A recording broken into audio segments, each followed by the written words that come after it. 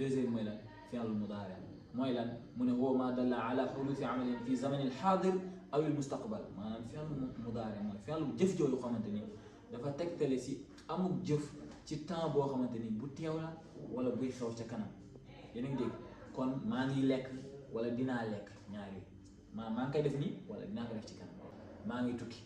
nusaafiru ñoo ngi tukki mais moom nan lañ koy xàmmee dafa am ay xuruf mais 4 xuruf yoo xamante ne wax na aytu arbaatun ñeent la ñu ngi koy tënkee si na aytu dañ koy tënkee noonu wala anaytu nuun bu dee si na aytu hamza yaa ak taa par exemple nuun naxnu lay ànd nazhabu ñoo ngi dem yaa ngi dégg wala azhabu maa ngi dem wala tazhabu moo ngi dem comme hiya wala yazhabu moo ngi dem huwa kon foo ko gis